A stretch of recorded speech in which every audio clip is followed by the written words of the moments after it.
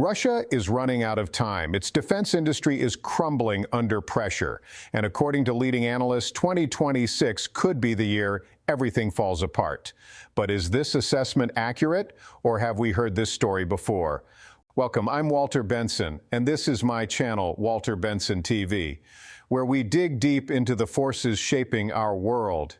Today, we're examining a critical question that could determine the outcome of the war in Ukraine and reshape the global balance of power.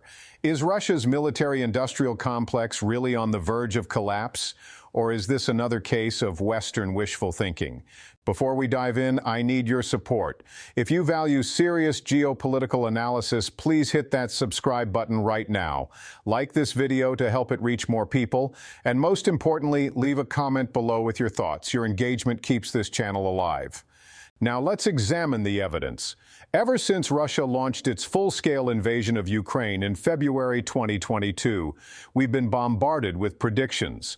The Russian economy would collapse. The defense industry would grind to a halt. Sanctions would Moscow's ability to wage war. Nearly 3 years later, none of these predictions have fully materialized. Russia adapted. It survived. But survival and sustainability are two different things. The consensus among Western experts has been remarkably consistent. Russia cannot sustain its war effort indefinitely. The Center for Strategic and International Studies published a paper describing the Russian economy as down but not out. That phrase captures the ambiguity perfectly. Russia hasn't collapsed, but it's clearly struggling. Now, as we approach the fourth year of this conflict, some analysts believe 2026 will be the breaking point. Dylan Malyasov, editor-in-chief of Defense Blog and a Ukrainian medal recipient for his formational services, recently published an analysis claiming Russia faces its deepest defense industry crisis since the Soviet collapse. He cites internal assessments from defense sector managers. According to these sources, Russian defense plants are operating at the breaking point. They lack the workforce, the financial stability, and the supply chains needed to maintain production. And the situation is deteriorating rapidly. But let's step back and examine the fundamentals. What exactly is happening inside Russia's defense industrial base? The picture is complex and contradictory. On one hand, Russia continues to produce weapons and equipment. Tanks roll off assembly lines. Fighter jets are delivered to frontline units. Artillery shells reach the battlefield in quantities that often exceed Ukrainian supply. On the other hand, the costs of maintaining this production are rising exponentially, and those costs are beginning to outweigh the benefits. Let's start with the labor crisis. Russia's workforce has undergone massive disruption since the war began. An estimated 2 million men of working age have left the workforce entirely. Roughly 1 million fled the country in 2023 after Putin announced partial mobilization. These weren't just any workers. They were predominantly from higher income brackets, engineers, programmers, managers, the kind of skilled professionals that defense industries desperately need. The other million were mobilized or signed voluntary military contracts. Some will eventually return to civilian life. Many never will. They're either dead or permanently disabled. To attract enough recruits, Russia dramatically increased military salaries and signing bonuses. Before the invasion, junior officers earned just over 81,000 rubles per month. That's about $130. By October 2022, frontline troops were earning approximately $195,000 rubles monthly, around $2,280.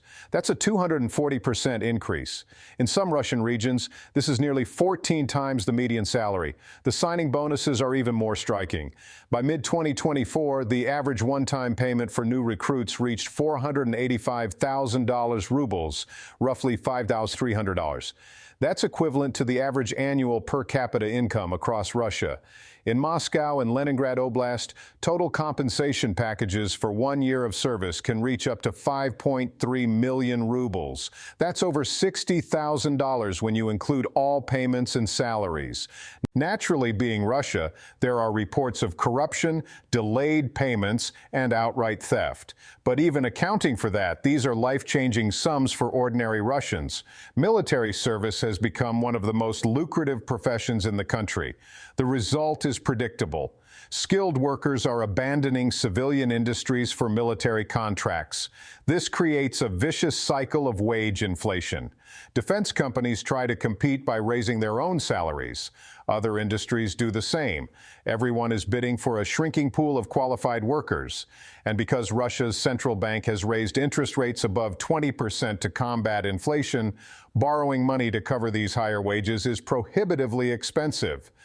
Defense companies face a particularly cruel bind. They're legally obligated to fulfill state orders at fixed prices, but their costs keep rising. Wages are up. Component prices are up. Borrowing costs are astronomical. Yet the prices they receive from the government remain frozen, often at 2019 levels. In many cases, they're being forced to produce weapons and equipment at a loss.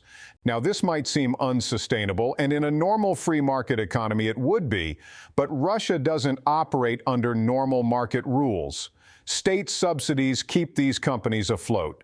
This circular subsidized system isn't new. It's precisely how Russia kept its vast Soviet-era military-industrial complex alive after the Soviet Union collapsed. Factories that should have gone bankrupt decades ago were kept on life support through government funding. When the war started, Russia had a crucial advantage. Unlike NATO countries, which allowed much of their Cold War military infrastructure to atrophy, Russia maintained a large, if inefficient, defense industrial base. This gave them a head start when production needed to ramp up quickly. But maintaining that advantage requires continuous state support, and the financial pressure is intensifying. Sanctions have made everything more complicated and expensive. Russia lost access to critical raw materials, advanced electronics, specialized oils and coatings, and technical fluids. Some of these items Russia can now produce domestically. That's actually an unintended benefit of sanctions. Forced import substitution has revitalized some domestic industries, but many components still must be sourced through murky third-party arrangements. Shell companies in Central Asia, friendly suppliers in China and Iran, gray market dealers in the Middle East. Every middleman adds cost. Every extra logistics step adds delay. And when components do arrive, they're often vastly more expensive. Some reports indicate prices have increased up to 100 times pre-sanction levels. Rising wages, exploding component costs, high interest rates, and persistent inflation all combine to squeeze defense manufacturers. They're caught between rising expenses and fixed revenues. But their problems don't end there. Historically, Russian defense firms balanced their books by selling weapons abroad. During the Cold War, the United States and Russia were the world's top two arms exporters. America was far ahead, but Russia comfortably held second place. That changed after 2022. Russian military exports have collapsed. Before the invasion, Russia delivered weapons to 31 countries. By 2024, that number dropped to just 12. Russia has now fallen behind France in global arms exports. The reasons are clear. Sanctions deter buyers who fear secondary sanctions themselves. Competition from Israel, Turkey, South Korea, and India has intensified. The poor performance of Russian weapons in Ukraine, especially in 2022 and 2023, damaged Russia's reputation. But the biggest factor is simple availability. The weapons are needed in Ukraine and aren't available for export. Denis Manurov, Russia's first deputy prime minister, confirmed in 2023 that a significant portion of domestic weapons production is being directed to Ukrainian battlefields. Supplying the front is the absolute priority. Given Russia's staggering losses, military demand has only increased since then. Major contracts have been canceled. Egypt abandoned an order for Su-35 fighter jets, citing performance concerns and Western pressure. Algeria and Indonesia canceled planned purchases of Russian combat aircraft after Moscow failed to deliver due to war demands. The Philippines canceled a $122.7 billion deal for 16 Mi-17 helicopters, reportedly under heavy American diplomatic pressure. These cancellations don't just hurt the large state-owned enterprises that build tanks, planes, and ships. They devastate the dozens of smaller, often privately owned companies that supply raw materials, components, and services. And when the state, their primary customer, delays payments or doesn't pay at all, these suppliers face catastrophic cash flow problems. According to Molasov, one document states that a January tank shipment still hasn't been paid for. Yet the contractor remains legally obligated to deliver new vehicles throughout the year. Companies can't pay wages, settle accounts with suppliers, or purchase components, but they still face severe legal consequences for missing delivery deadlines. On top of everything else, there's the constant threat of Ukrainian strikes. Ukraine has systematically targeted Russian defense infrastructure.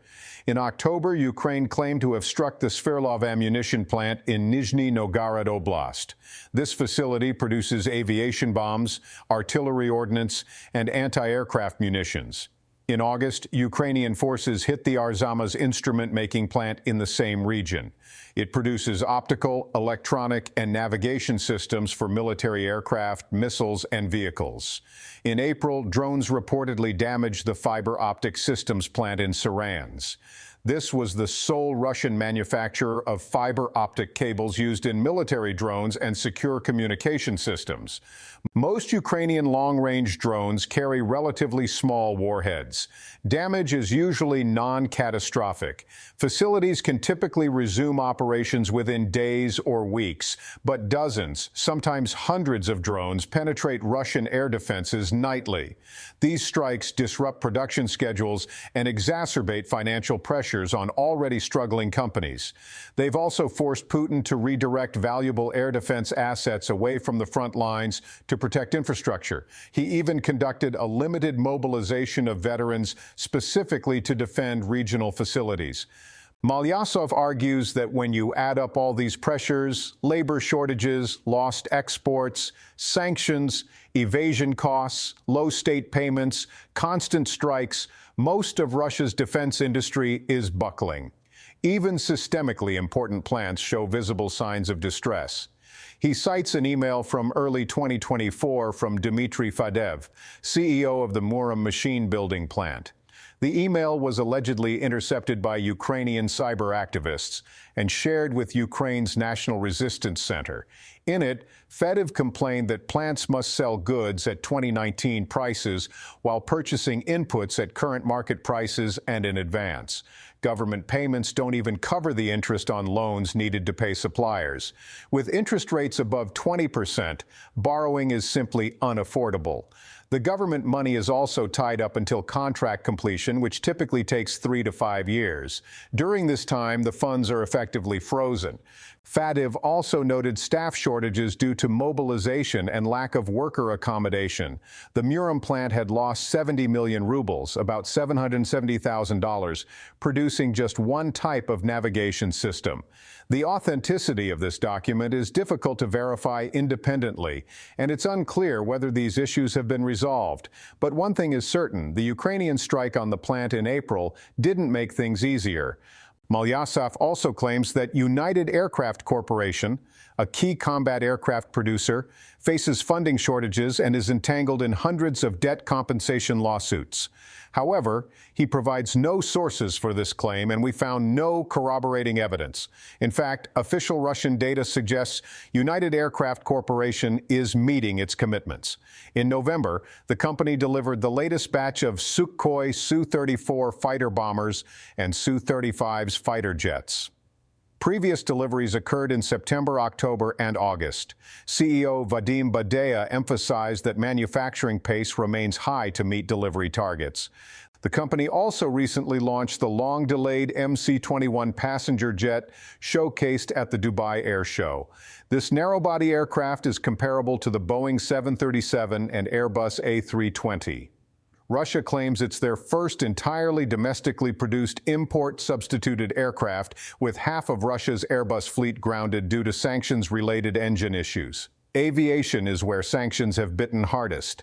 Moscow aims to produce over 600 new planes by 2030 to replace its aging Western fleet. Given government pledges of over $2.7 billion for domestic aircraft development and clear Kremlin prioritization, United Aircraft Corporation has likely been able to weather its difficulties. Then there's Ural Vagon Zavod. This giant tank and freight rail car manufacturer located in Nizhny Tagil announced in November it was restructuring to reduce costs, including potentially 10% of staff. Local news outlet E1 reported that Uralvagonzavod planned cuts of up to 50% across various departments by February 2026 and would stop new hiring. The company told Reuters it was optimizing administrative and management expenses while continuing to work at high intensity on state defense orders. Based on official reports, Uralvagonzavo is still delivering. In November, they delivered the first batch of upgraded Tuz-1 Asepi thermoaric rocket launchers. In October, they delivered a new tank support vehicle with enhanced armor. The issue isn't the defense side of the business, it's the rail car division. The entire energy logistics industry in Russia is grappling with declining demand for freight rail cars due to steep falls in cargo volume caused by Western economic sanctions and Ukrainian strikes. One defense company undoubtedly in deep trouble is AO Kronstadt, one of Russia's biggest drone manufacturers. In 2022, it proudly announced production expansion. Now it's on the verge of bankruptcy after months of financial turmoil and battlefield setbacks. Even before the war, Kronstadt's finances were shaky. In 2020, it reported revenues of 2 billion rubles, but suffered losses exceeding 3.5 billion rubles. The real problems began when main investor AFK Sistema pulled out. Without that backing, debt ballooned while production demands increased. By 2025, it had imploded. The company faces over 40 lawsuits totaling 626 million rubles, roughly $7 million. Subcontractors are rushing to file claims, fearing bankruptcy.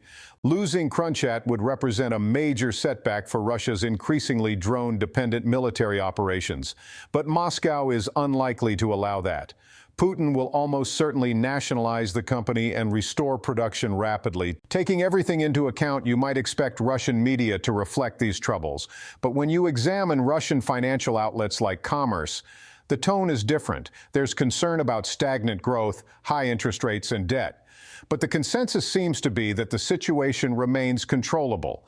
As Alexander Malov from the Russian Bureau of Military Political Analysis told TASS, Russia outperforms the entire European defense industrial complex in weapons and ammunition production. He claims foreign contracts total around $60 billion and will increase after the war ends. Time will tell whether he's right or if 2026 is finally the year of collapse. Make sure you subscribe to my channel, John Edward, and enable notifications for more deep analysis of global military and geopolitical developments. Drop your thoughts in the comments below. Do you think Russia's defense industry can survive, or is collapse inevitable? Share this video with anyone interested in understanding the real dynamics of this conflict. Thanks for watching.